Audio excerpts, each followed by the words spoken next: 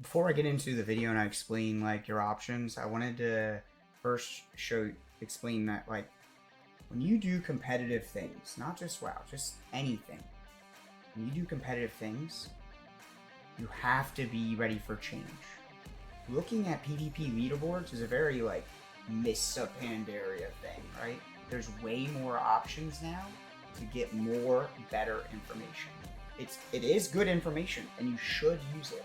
But I come from a martial arts background, and when you lose in martial arts, you get your ass kicked, you get punched, or you get choked, or something of that nature. So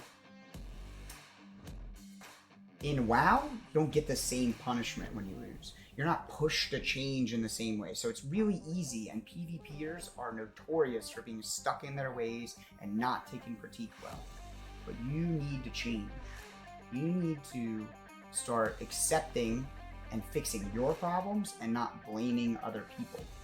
And the truth is, it might be your sources and how you're taking the information. So this is one way to go, right?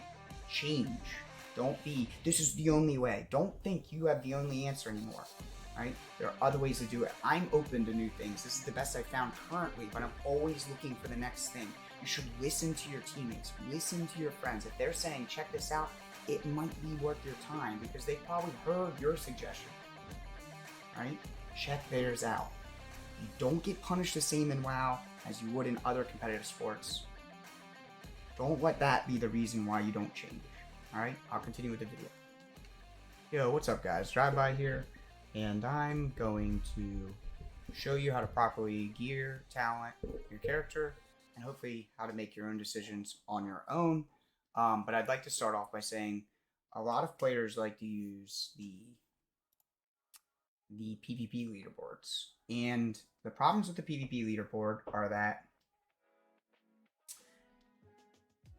you don't know when they use the talents they use. There's no guide telling you, right? Many of them have multiple profiles, different gear setups. The smart ones often hide their settings, right? So they might change them up so the default's not on the front. It's just not accurate enough. It's a primary source, but a real primary source, a better one, would be the actual player themselves. So you can see why they're doing what they're doing, and you're not just guessing based on maybe an old profile they had 2 months ago that's been nerfed 10 times and they just haven't deleted it. It's hard to tell, right?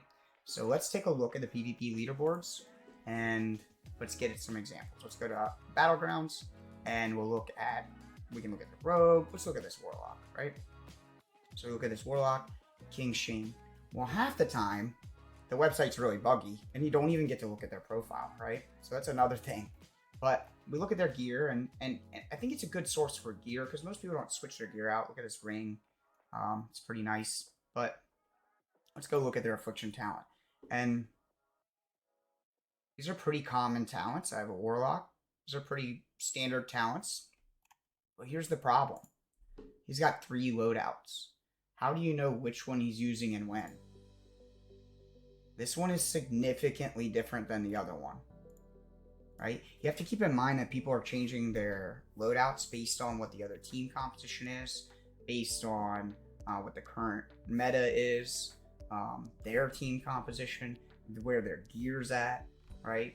So I'm going to go ahead and say that while this is a good source and you should absolutely use it, it's not the best source and it's not the only source. Your best source are going to be one, the player, but you got a problem of, hey, are they actually going to tell you the truth? Or are they even going to respond to you? Because who are you, right?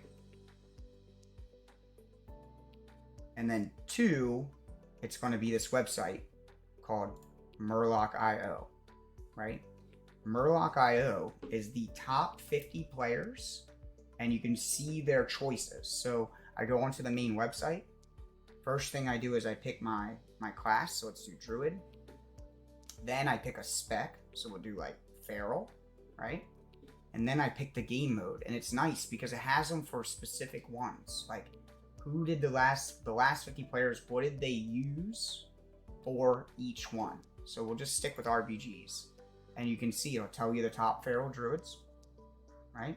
I like that it has US and EU on it. You can look at their stat priority, and it's nice to have a large sample size for stat priority, right? Races, class talents, specialization, right?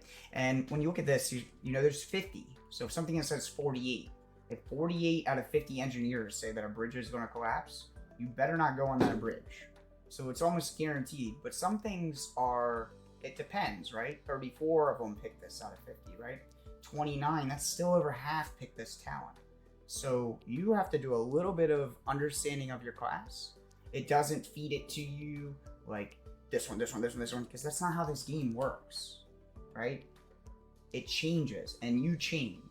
So this is, in my opinion, a more honest guideline to what your character needs, right? We can go down, we can see PvP talents, right?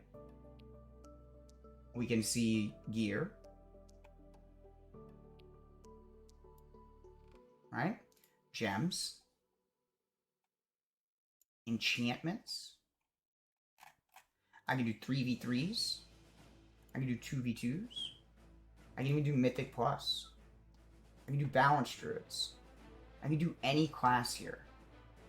I think that this, in combination with the PvP leaderboards and any other primary sources you can get, are going to be optimal. So check this website out.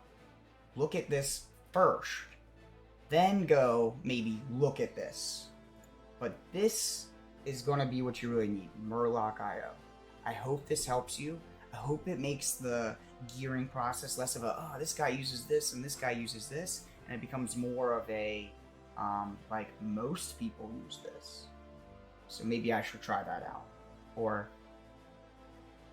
not very many people use this talent, but I thought it was good. And you can use a little, reasoning to figure out, they went this way, right? So keep that in mind. Like, comment, and subscribe if you can. Have a good rest of your day. Thank you.